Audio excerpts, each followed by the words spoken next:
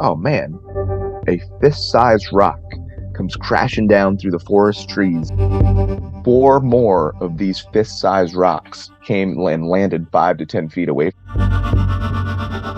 So my name is Mike. I got started in Bigfooting in 2011. I was at a Bigfoot research expedition in northern Florida, and I had it was a final night. Nothing happened. It was a final night, and me and my buddy we were up watching a meteor shower, right?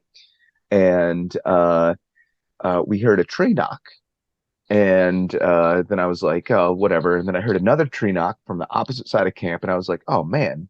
I immediately thought it was these people that put on the expedition that were hoaxing us, right? Because we didn't have any Bigfoot activity the whole trip. Uh, and then about 15 minutes later, a fist-sized rock comes crashing down through the forest trees and lands like 5 feet from our camp, right? So I got a little scared. This is my first time ever camping in my life, right? So I went to the car. I hot-footed it to the car, and my buddy's like, Mike, this could be Bigfoot activity. This Bigfoot's knock on trees, they throw rocks. Like this could be a Bigfoot activity, right? So I was like, yeah, I suppose so. So back by the campfire, over the course of the next, let's see, 10 minutes or so, four more of these fist-sized rocks came and landed 5 to 10 feet away from us, right? So um, my buddy who was with me, he's like, I'm gonna throw a rock back at it. I said, I don't think that's a good idea. So he takes a rock, chucks it back at it, and a like a 15-pound laptop sized boulder comes crashing down through the forest, right, and lands like 5 feet from us. That was that was it. Nothing else happened. So that was the first time that I think I had any Bigfoot activity. It was my first time ever camping in my life.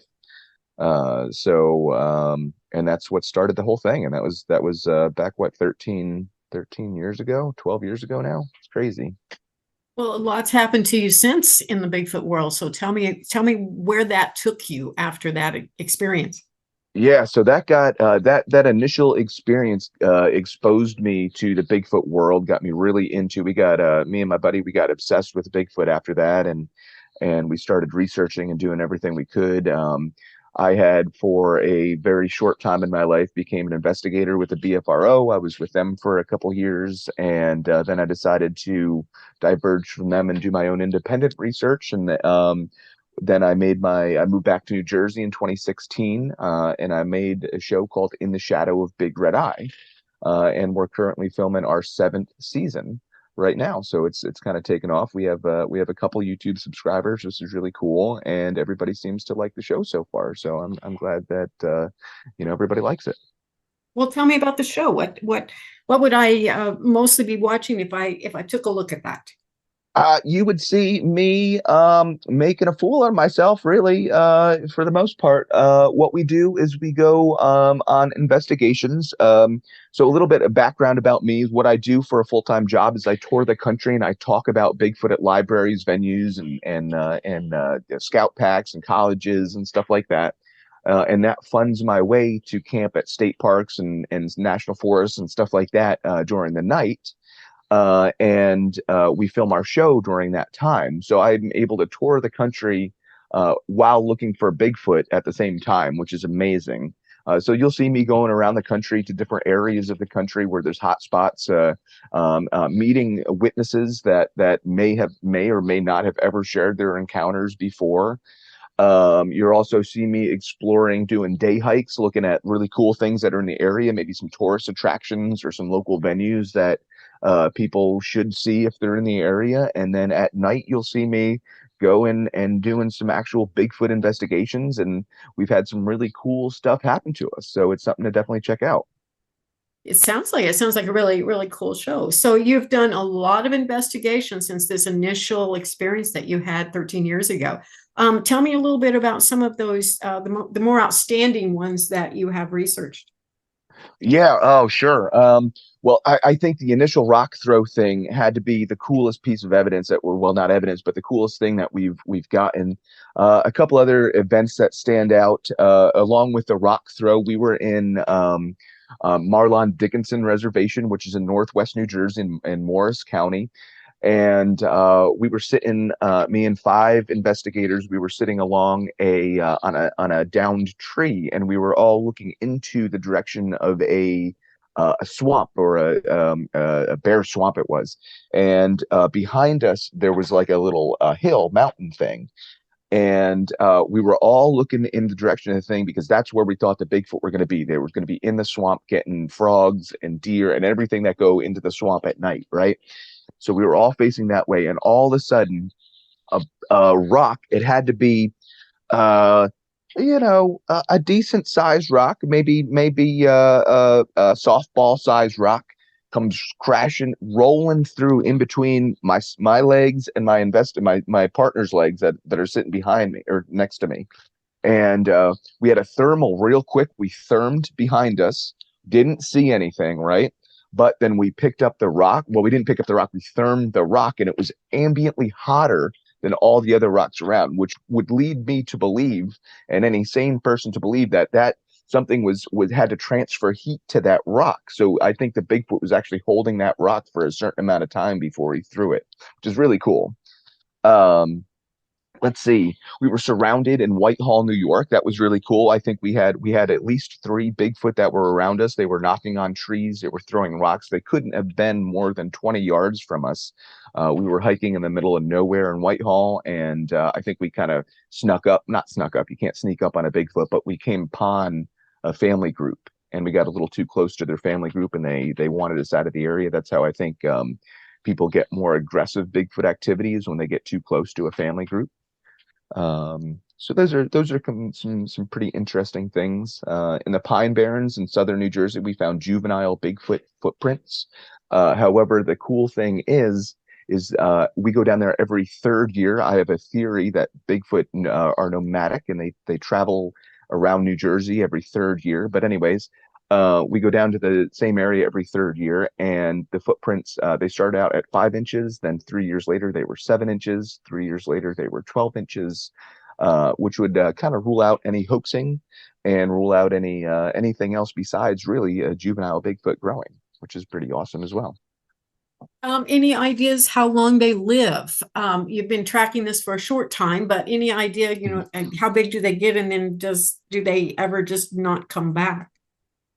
Yeah, well, I think, and I share this theory with a bunch of other investigators, and it would make sense. I would relate Bigfoot a lot to ancient humans. I think they're very ancient humany, if you will, and they take a lot of character traits that ancient humans do, and a lot of personality traits, and a lot of physical traits that ancient humans used to do. And we used to live back in the day.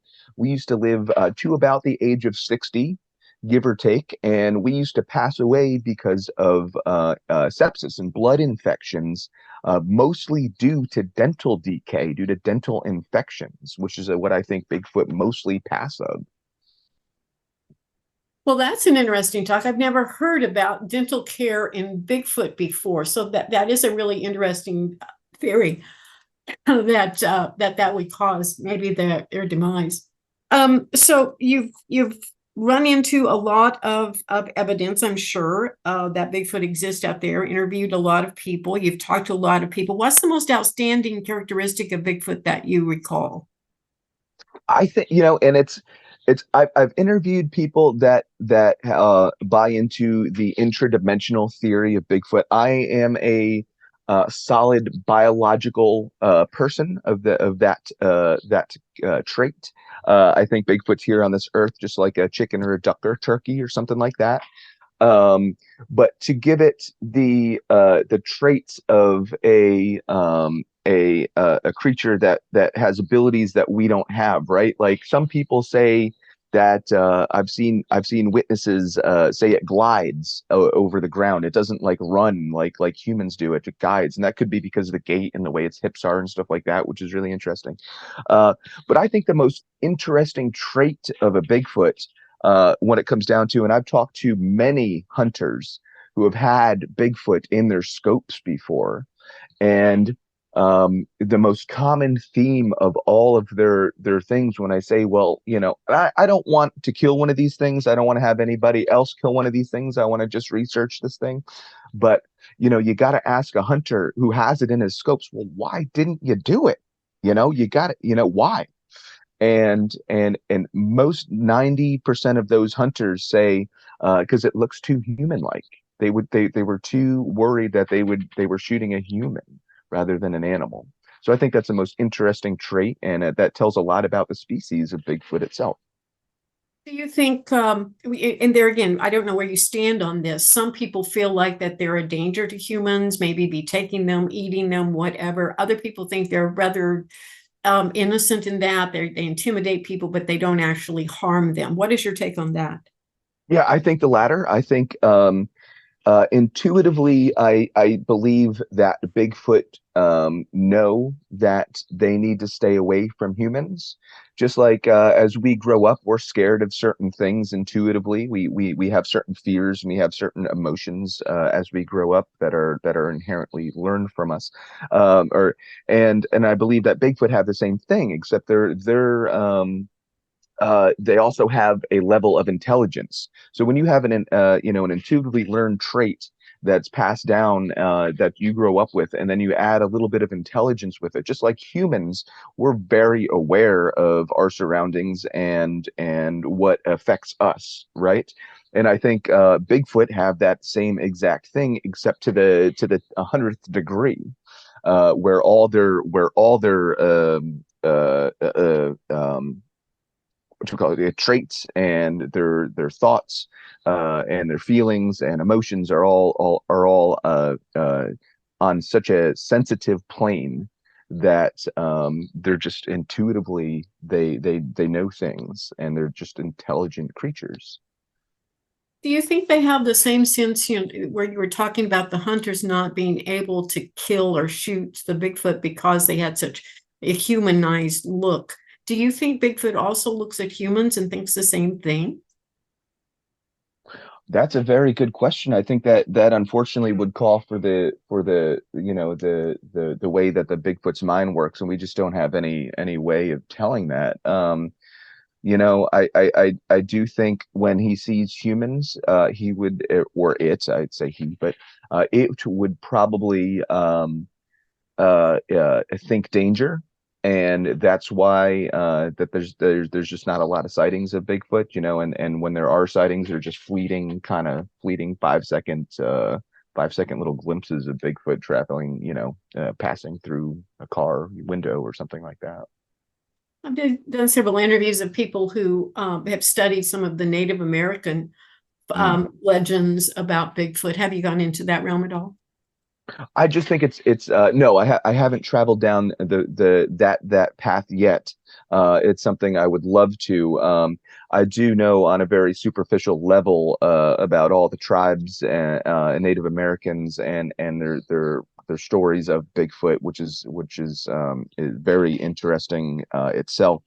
Um, and I think it's really cool that most of these tribes, the Native American tribes, didn't have the ability or didn't communicate with each other, yet they still have this story of a 8 foot tall, hairy, bipedal primate prominent thing that walks around the woods. I think if anybody were to know what is around in the woods, or what was in the woods, or was it, whatever, it would be the Native American tribes. I think that's everybody, I think, would agree with that. I've heard that some of the Native American tribes talk about them being very prevalent at one time, and they had like some type of a slight, if not intricate, relationship with the Bigfoot community, the hairy man in the woods. But then after the English came with their guns, then they took off and went more into the mountains and became more hidden. Have you heard Mhm. about that? Yeah, I've heard that theory as well. I've heard them have of pretty intricate relationships with each other, to the point where I've even heard of them like being able to trade certain things with each other, gifting, I guess, if you will, if that would be a thing back in the day. But yeah, I mean, inherently, if you have creatures that are skittish of people to start with, which I think Bigfoot were, especially, even back in the Native American day. I think like if you had like take for example like a deer back in Native American time, I think you could probably hand feed that no problem. You know what I mean? If you had some corn or whatever.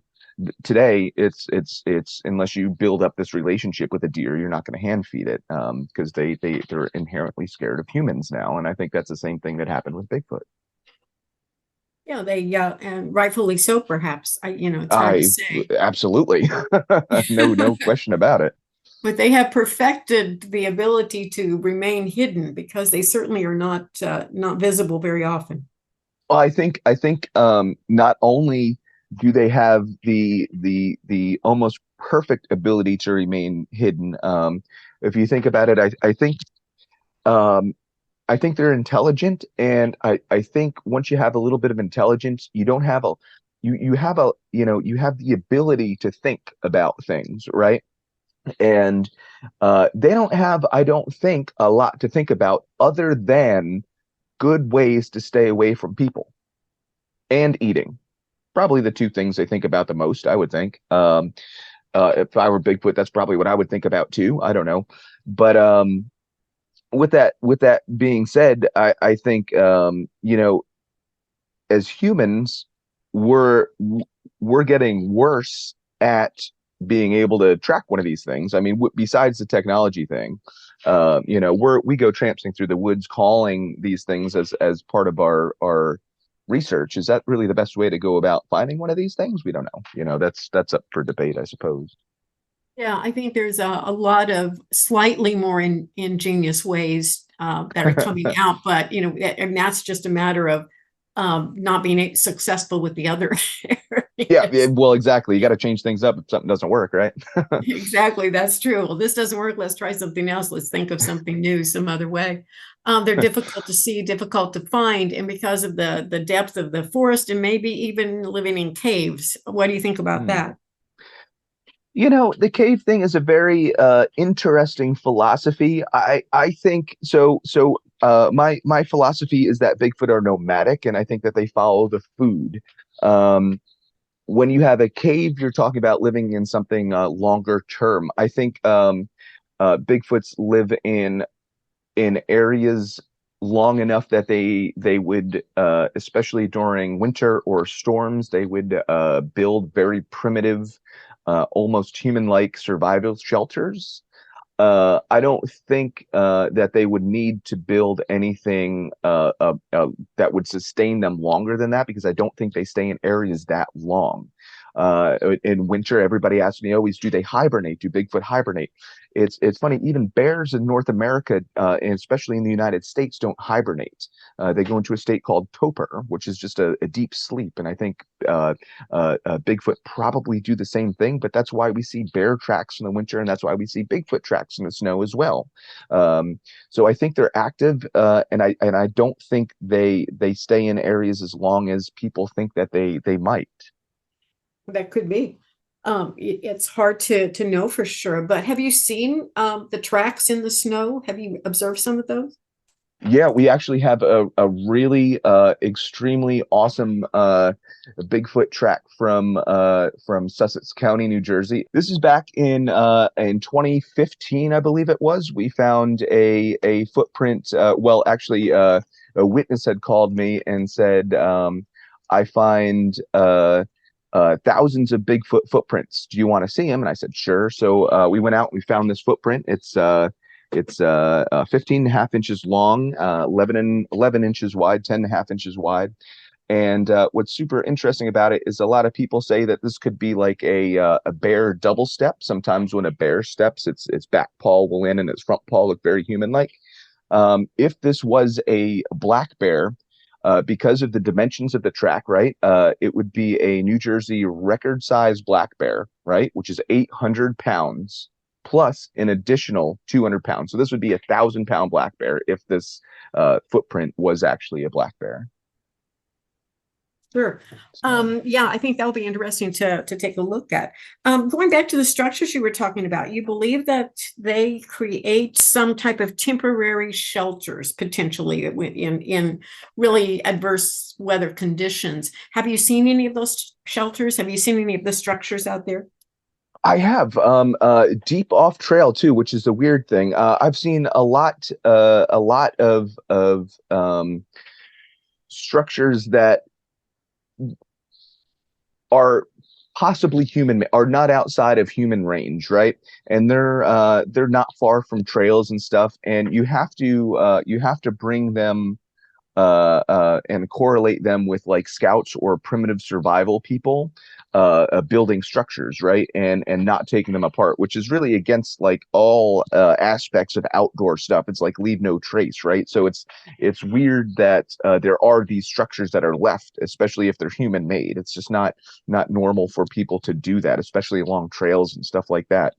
Um, so when you find these structures, and especially ones that are outside of human range, the ones where you have trees that are bent and woven together that are 3, 4, 5 inches in diameter, and it's like, man, I would really, really like to see the storm that did this. You know what I mean?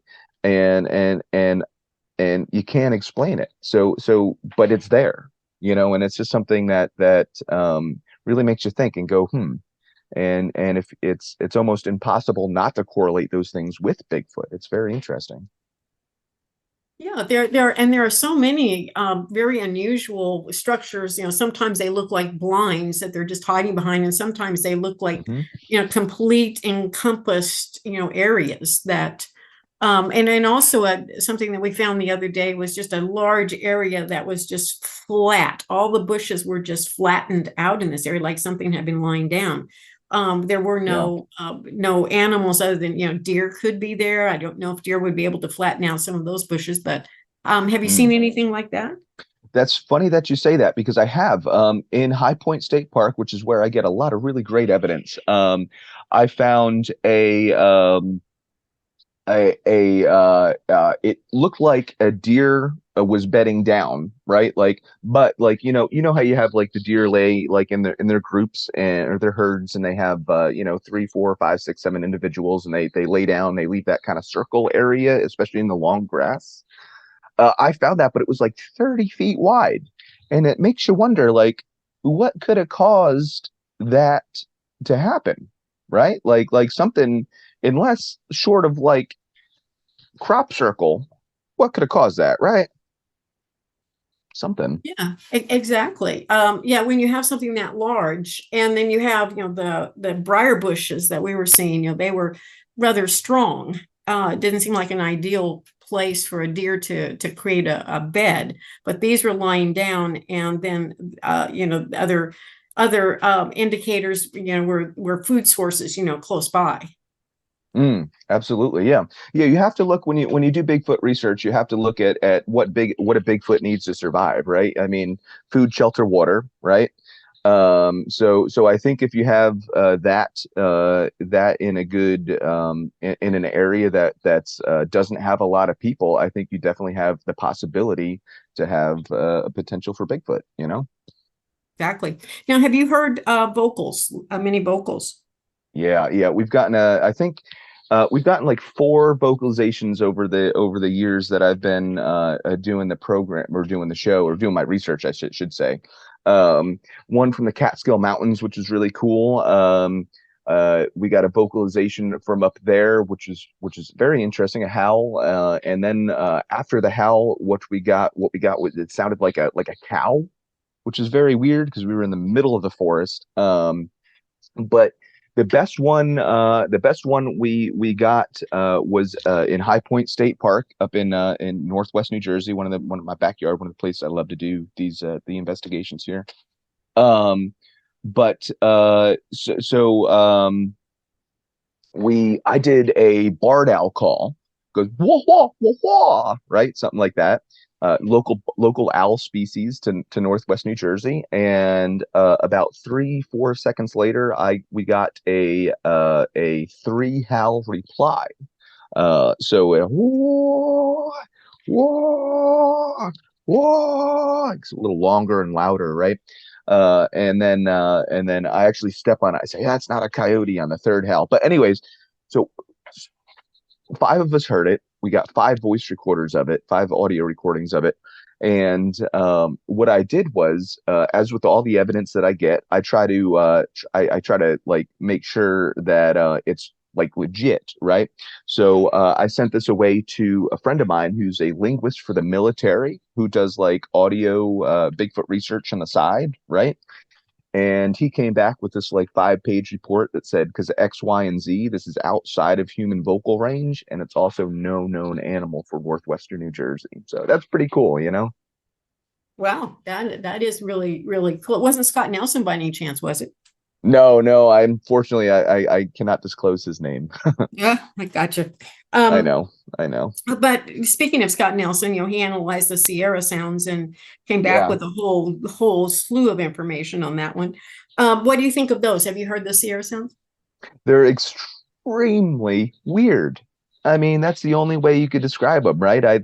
There's nothing like it. I've heard anything like it before, and the only thing, especially because it's been analyzed and uh, audio is one of my favorite things because it's so you can analyze it so in depthly, right? There's so much you could do with it when it comes to decibels and sounds and pitches and waveforms. So you could there's so much information that you can gain from audio evidence, right? So that's why I love especially clips such as these Sierra sounds, because they you can gain so much stuff from it. And yeah, I think it's absolutely legit. I don't think there's anything else that it could be besides really unusual Bigfoot vocalizations. Do you think Bigfoot is intelligent that they possibly have some form of a language? I think so. So that's language is a very different word than communicate. I think they can communicate with each other. I don't know if they can speak to each other. Uh, that's a very fine line when it comes to the intelligence of a creature. I think that they could use um, uh, like rocks and very primitive tools, if you will, to help them gain food or maybe cut an animal open, maybe use a sharp rock to cut an animal open or something like that. I think that's not above their intelligence, but I don't think that they have the intelligence to be able to like say start a fire, right? Yeah, and that could be, and it could be they're learning more every day. Just you Oh, never that's true. The never more know. that they watch, the more they learn. Exactly. You The never more they know. watch, the more they learn. A lot of researchers out there have, home base, camp base, and if they leave recordings. And when they come back on those recordings, it's been obvious something has been there. Something has gone through their stuff, something has rummaged through things. They didn't really move anything, but the sounds indicate they picked things up, put it down. Just Mhm. a lot of curiosity, but they know when to come into camp and when perhaps not to be in camp. Have you heard of anything like that or experienced anything like that? I it's I go camping a lot. We're looking at this year. I've been in the woods, I think 125 nights. So unfortunately, I have kind of strayed away from the overnight long duration audio recordings. And I say that because a majority of the places that I camp are within campgrounds, unfortunately, where there's not a great location to get audio evidence. Now, that's not to say if I'm camping in the middle of the woods, in a national forest or outside of a campground, I'm of course going to run audio all night and see what I can listen for. Um, when it comes to listening to audio and seeing the little blips in the audio and looking at the audio, I only look for vocalizations now. If I were to analyze every little thing, every raccoon or squirrel or anything that came into camp to kind of mess with their smell or do anything, I don't think I would be so backlogged in audio. So unfortunately, I've not heard that. I'm sure hopefully it's happened. Hopefully Bigfoot has come in and checked my camp out. That'd be so cool. Um, The one thing I will say is I did get in Florida. We were sleeping one time and we left a trail camera facing camp, which I never do anymore because I go up and pee too much at night now. But we left one facing camp, and we actually got a peacock that came into camp. So that was very interesting. So you got to think outside the box, especially when it comes to animals that come into camp. You know, you never know what could come into camp. Absolutely. It's difficult to say. So you don't leave a recorder out, but you have had them analyzed. Have you found anything interesting on those? Can you rephrase the question? What are you trying to say? Well, anything unusual, anything out of what is known with the vocals? Have you heard anything that was different that you felt like was probably a Bigfoot? Yeah, in Pennsylvania, there was a very strange whistle that I got. It was in the middle of the night, 4 o'clock at night, and it was so like really unusual, loud as could be. It had to be right next to the voice recorder. I guess it could have been a bird. Another very unusual vocalization that I picked up was outside of Milford, Pennsylvania, and there's a fire tower out there, and I may or may not have been on the fire tower. It may or may not be unsafe to go up there. But I did this vocalization, a Bigfoot howl, a long, long, sustained howl that echoed for, I mean, you could hear it go for miles, right? And the whole city of Milford must have been like, what is going on, right? But anyways, so I did, as soon as I started that vocalization, I got a response back. It started about a half second after I started my vocalization, but the very peculiar thing, it's not an echo because it was a half pitch lower than than my vocalization. So it actually mimicked me as soon as I started the vocalization howl, it howled, except a half pitch lower, which was we had analyzed and wasn't an echo or anything like that. It was definitely a sustained howl from a different creature, which is crazy. Yeah, that is interesting. Have you heard of the new ideas of GPS tracking them? If you can get something to stick to them or something like that. Have you heard of those? I think that's a phenomenal idea. My thought process behind that was always find somebody that is into the gifting and has had a long-term, long-duration relationship with these Bigfoot creatures and has had items taken in the past. Find a similar item. I'm hoping like a teddy bear would work perfect. Throw a GPS tracker in there, right? And see where they go. That would be, I mean, where they bring it, right? And so that way you know where they live. It would be a very easy way and a very less invasive way, and it would rule out any other animal because you guys just go and find it, right? That's a good point. Yes, yeah, absolutely. And to be able to hopefully go to wherever they leave this anyway. So Exactly. you don't believe that they are finding children and people that go missing in state parks and they're the culprit for that? You know, it's such a weird phenomenon that you have some of these stories and that really defy survival, right? Especially with these kids that go missing for days and are found with with no scuffs on their shoes. Like, come on. Like, how do you I can't do that. You know what I mean? Like, I don't know. It's just to to to think that something isn't helping I'm not saying this happens with every missing person, don't get me wrong. I volunteered for New Jersey Search and Rescue. I understand people go missing and they go missing a lot and it doesn't have anything to do with Bigfoot. But you do take that 1% that has those questions. It's like, wow, how does that happen? And it's almost impossible not to correlate it with with Bigfoot. Even people that don't believe in Bigfoot have to say, huh, it's got to be something, right? So I think that's phenomenal. What are your thoughts on other cryptids like Dogman, Mothman, those things? Oh, you see, I've been I've been in the woods a lot, right? And I've never come across any other cryptids. I would hopefully never come across a dog man. I don't think I would ever want to do that. That would not make my day. Um, Mothman, I think, is a very interesting phenomenon. But I will say I do give, and this may sound a little interesting.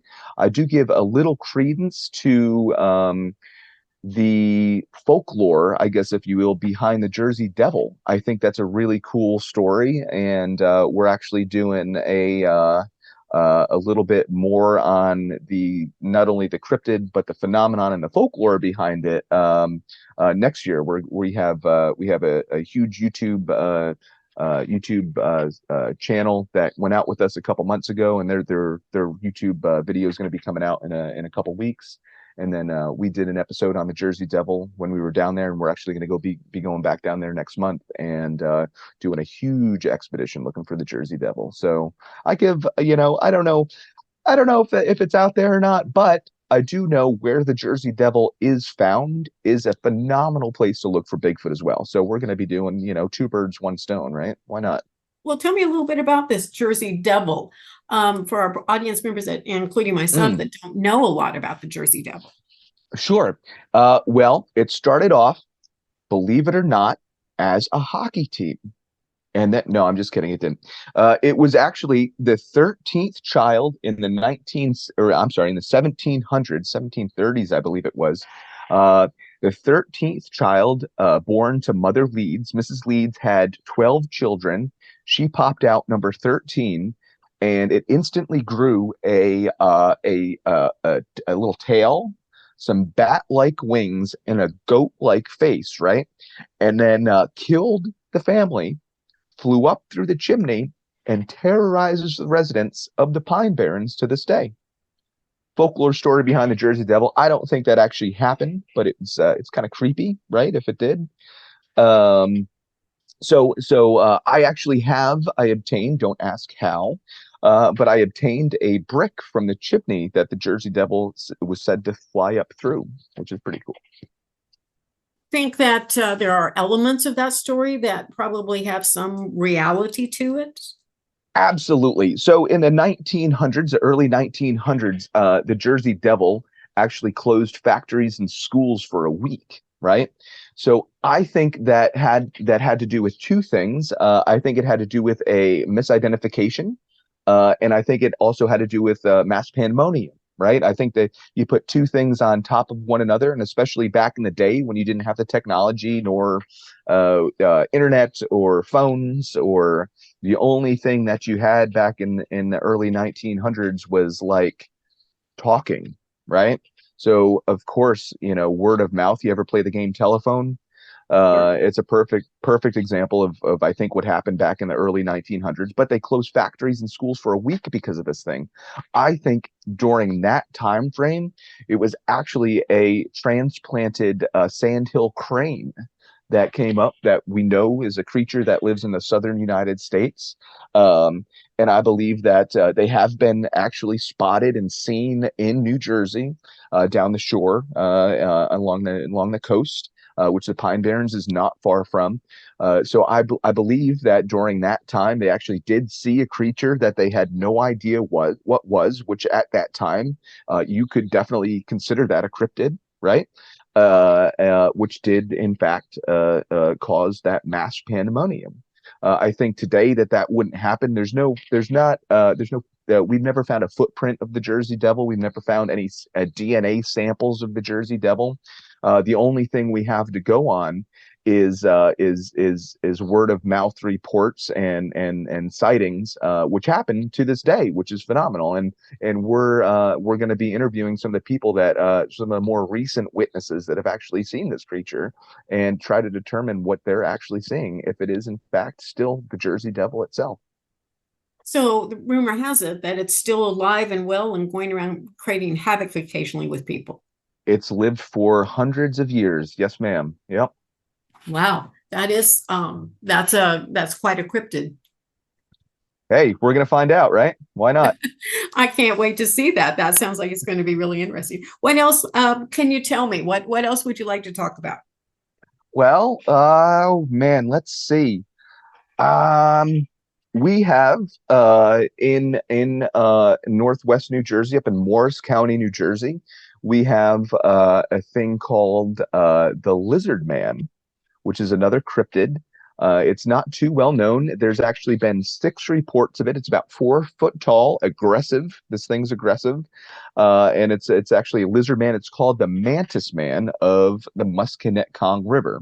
It's not a lizard man. I don't know why I said lizard. It's actually mantis. It's a large praying mantis-like dude that lives in and around the Musconetcong River watershed. And I'm gonna go look for it next year. Why? Because I can. Well, it Why sounds not? like you live a very adventurous life going out in the woods and trying to find all of these cryptids that all of us are hoping to discover or find, but haven't been able to do so yet. So I give you my blessing and wishful thinking on being able to get us more evidence and information about that. Well, and a lot of people ask me like, how did you end up with this job? You go around the country and you tour this, and I always tell people, and for for your listeners and everybody out there, it's not a traditional job that I have, and not everybody has to have this 9 to 5 traditional job. I don't make a lot of shocking news that Bigfoot researchers don't make a lot of money, but I'm doing okay. And I can travel around the country. I can talk about my passion. I love what I do. I would not trade it for the world. And anybody that has an opportunity to do what they love to do, and just take it by the horns and do it. I don't know how long this adventure is going to last me. I'm sure it's not going to last me the rest of my life, although I really hope it does. But I know that I'm gonna enjoy it. I'm gonna enjoy the ride while I'm on the street, while I'm on the highway doing it. Another thing I just want to say before we leave is I appreciate I do have like an Etsy that supports. I sell like really cool Bigfoot decals and like keychains and stuff like that. I sell like, look at this. Come on, patches in the shadow, big red eye. Yes, I did just upload a Mothman patch. You got it. Speaking of the Mothman, right? But anyways, that helps us support as fund our travels that go around the country, right? It buys me firewood at night. Appreciate it. But the real way to support the show is by just subscribing to the YouTube channel. It's youtube.com at Shadow of Red Eye, right? Um, and we're like really close to making money on the channel, so any subscription, like, I really appreciate. um the whole point of me making my show, and the reason why we've done it for so long is to try to entice friends and families to get off the couch and into nature more. It's not, I don't go out and film the show because I want to find Bigfoot. That's not why I do it, right? Of course, that's like that's the underlying reason, of course, why I'm out there. But the real reason why I do it is to try to entice the friends and more so families to get off the couch and see something that they wouldn't see. I challenge everybody that watches my show. It's in every episode. It's an underlying theme to just to take that hike that you've been putting off for years, and just see something that you wouldn't see sitting on the couch. And if I could bring that, I try to, with my presentations and with my show, I try to bring that to as many people and families as I possibly can. And I appreciate the chance that you gave me today of letting me bring that message to not only yourself but to the listeners of your show.